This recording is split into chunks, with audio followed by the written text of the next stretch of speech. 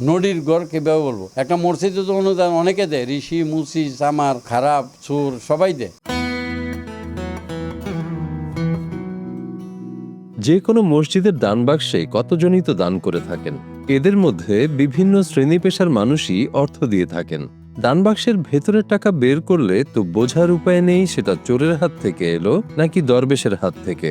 তবে উৎস জানলেই শুরু হয় বিড়ম্বনা, যেমনটা হয়েছিল এই মসজিদকে ঘিরে। 200-300 বছরের মসজিদ, এত আবর্জনা বোঝা যায় না যে আল্লাহর ঘর তো এত পবিত্র, যেখানে কুকুর টুকুরও ঢুকে না কোনো সময়, মানে যেহেতু এটা আল্লাহর ঘর। মানুষ জ্ঞান আছে দেখে ঢুকে না নামাজ পড়তো, কিন্তু কুকুরের তো জ্ঞান নাই, কিন্তু এরাও ঢুকে না। আমরা অনেক সময় মুরব্বীর কাছে শুনছি একটা গরু ঢুকলে মানুষে মারিয়া ধরে মারিস না, এটা বোঝে না দেখে ঢুকছে। মানুষ তো বুঝে, তারা ঢুকে না, কিন্তু এটা তো আল্লাহর ঘর। এলাকার অনেকে কয় এটা নদীর মসজিদ, কিন্তু এটা ভালো না। আমাদের দেশেই এমন একটি মসজিদ আছে যেখানে কোনোদিনও আজান হয়নি, নামাজও পড়েনি কেউ। অযত্ন অবহেলায় শত শত বছর ধরে পড়ে থাকা সেই মসজিদ এখন এক পুরাকীর্তির ধ্বংসাবশেষ। তবে একসময় নাকি মসজিদটি অপরূপ ছিল। এই মসজিদে কখনো নামাজ কিংবা আজান হয়নি, আমরা আশেপাশের মানুষ থেকে এরকম জানতে পেরেছি। এখানে পুষ্করণী ছিল ওই ভাঙার আগে, এটা পাকিস্তানে তখন কি সুন্দর মসজিদটা, অত্যন্ত দারুণ। 250 বছরের বেশি পুরনো বাইজি নূরজাহানের অর্থায়নে গড়া এই মসজিদ। এই স্থাপনাকে ঘিরে মাঝিগাথা এলাকায় লোকজনের মুখে নানা কথা রয়েছে। এই মসজিদে নাকি কখনো আজান দেওয়া হয়নি, নামাজও পড়েনি কেউ। খেদমত করতো মহারাজার, তখন হ্যাঁ কিছু অনুদান দিছে আর হ্যাঁ একটা মসজিদ বানাই দিয়ে গেছে, যে আমার নামটা তো আমি একটা মসজিদ বানাই। তখন হ্যাঁ নামটার কারণে এটা নমাজ পড়ছে না কেউ, এটা ব্রিটিশ আমল থেকে এই পর্যন্ত এটা নমাজ পড়ছে না, এটা অর্ধেক গাড়িয়া গেছে মাটির তলে, আর গুম্বুরটা দেখা যায় আজতামাতি এটা এই পর্যন্ত ফুরে রয়েছে, আর এটা কেউ এলো করছে না, কোনো কিছু করছে না। এটার পাশে কবরস্থান, এটার পাশে মিল। কুমিল্লা সদর উপজেলার গোমতী নদীর উত্তর তীর ঘেঁষা মাঝিগাছা নন্দীর বাজার সড়ক ও বেড়িবাঁধের সংযোগস্থলে কালের সাক্ষী মসজিদটি এখন ধ্বংসের পথে। বেহাত হয়েছে মসজিদের জায়গা। এছাড়াও প্রচলিত রয়েছে কিছু অলৌকিক গল্প।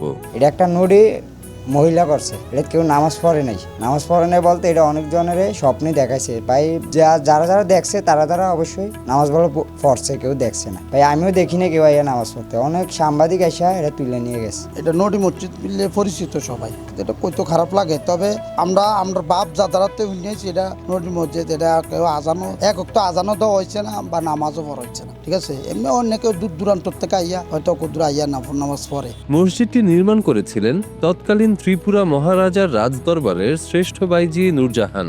জনশ্রুতি রয়েছে রাজদরবারে বহু বছর কাজ করার পর বয়স 40 পেরোলে মহারাজার নির্দেশে অবসর নেন তিনি। পুরস্কার পান নগদ অর্থ, স্বর্ণালঙ্কার ও মাঝিগাছা গ্রামে কয়েক একর জমি। 35 বছর নর্তকী হিসাবে কাজ করে এবং তার যখন মধ্য বয়স হয়ে যায়, সে মনে করে যে আমি আমার বাবার জন্মভিটায় চলে যাব। লোকমুখে প্রচলিত আছে যে গ্রামে ফিরে নিজেকে জমিদারের বিধবা স্ত্রী পরিচয় দেন নূরজাহান। দরিদ্র মানুষকে নিয়মিত সাহায্য সহযোগিতা করতেন। তার অতীত জীবনের জন্য ছিল গভীর অনুশোচনা।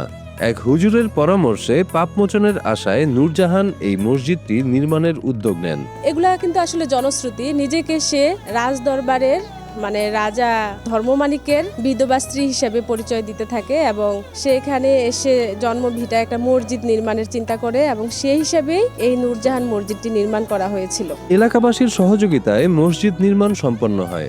নির্ধারিত হয় প্রথম নামাজের দিন। হুজুর নিজেই ইমামতি করবেন, এই আশ্বাসে সবাই প্রস্তুত। কিন্তু নামাজের আগে হুজুর যখন মসজিদ নির্মাণের পেছনের গল্প বলেন এবং নূরজাহানের অতীত পরিচয় প্রকাশ করেন, তখন উপস্থিত মুসল্লিরা একসঙ্গে বলে ওঠে, এটি তো বাইজির মসজিদ, এখানে আমরা নামাজ পড়ব না।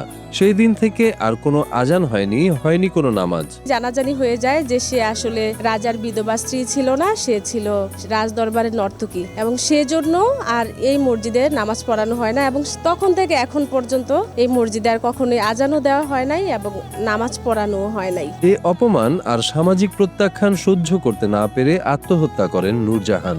তাকে মসজিদের পাশেই দাফন করা হয়। বটগাছের শেকড়ে জড়ানো সেই মসজিদ এখনো দাঁড়িয়ে আছে কালের সাক্ষী হয়ে। মসজিদ তো এখানে ইয়ে হয়ে গেছে, আপনার নোংরা হয়ে গেছে, কারণ কেউ আসে না। আর ছোট মসজিদ, পূর্বে যারা এই মসজিদের এগেনিস্টে মসজিদ দিছে তারা তো ওইটা তখন নদীর মসজিদ করেছে। ওই মহিলা তার নদীর মসজিদ বললে মসজিদ দেয় নাই, এটা কি কেউ দেয় নাই, কিন্তু সমাজের লোকেরা এগুলা করছে যে ভাইজি দিছে তাইজন মরে আছে বা আইছে। একদিকে ঝোপঝাড় আর স্থানীয় দখলদারদের কারণে হারিয়ে যাচ্ছে এক গম্বুজ বিশিষ্ট মসজিদটি। প্রাচীন এই মসজিদটি আয়তাকার ভূমি পরিকল্পনায় নির্মিত। মসজিদটির দৈর্ঘ্য 6.4 মিটার আর প্রস্থ 5.1 মিটার। দেয়াল 82.5 সেন্টিমিটার পুরু। এটা আমাদের কুমিল্লার তথা সারা বাংলাদেশের ইতিহাসের একটি অংশ, যে এই মসজিদটা এত বছরের পুরনো মসজিদটাতে এখন এটা ভেঙে যাচ্ছে। এটার একপাশে সমিল তৈরি হচ্ছে এবং এখানে পুরানো গাছের শিকড়ে মসজিদটা আষ্টেপাশে জড়িয়ে আছে। মসজিদের গম্বুজের একাংশ ধ্বংস হয়ে যাচ্ছে। মসজিদের পূর্ব, উত্তর ও দক্ষিণ দেয়ালে একটি করে প্রবেশ পথ রয়েছে। মসজিদ নির্মাণে ইট, চুন, সুরকি ব্যবহার করা হয়েছে। মসজিদের প্রবেশ পথগুলোর উচ্চতা 1.8 মিটার ও প্রস্থ 82.5 সেন্টিমিটার। মসজিদের ভেতরে পশ্চিম দেয়ালে একমাত্র মেহরাবের ওপর বিভিন্ন অলঙ্করণ রয়েছে। তবে বর্তমানে মসজিদটি বেদখল হওয়ার পথে। কিন্তু সময়ের সাথে সাথে এই মসজিদটি কিন্তু বিলীন হয়ে যাচ্ছে। আমরা দেখতে পাচ্ছি মসজিদের চারপাশ থেকে কিন্তু মসজিদটিকে দখল করার চেষ্টা করা হচ্ছে। আশেপাশে যারা ব্যবসা প্রতিষ্ঠান আছেন তারা তাদের বিভিন্ন ধরনের সামগ্রী এনে এই মসজিদের ভিতরে ঢুকিয়ে রাখার চেষ্টা করছেন। এই মসজিদটি সংরক্ষণ করার জন্য উদ্যোগ না নিলে একসময় তা দখল হয়ে যাওয়ার সম্ভাবনা রয়েছে। প্রত্নতত্ত্ব অধিদপ্তরের এই শতবর্ষী স্থাপনা সংরক্ষণ করা উচিত, যাতে করে পরবর্তী প্রজন্ম এই বিরল মসজিদটি দেখার সুযোগ পায়।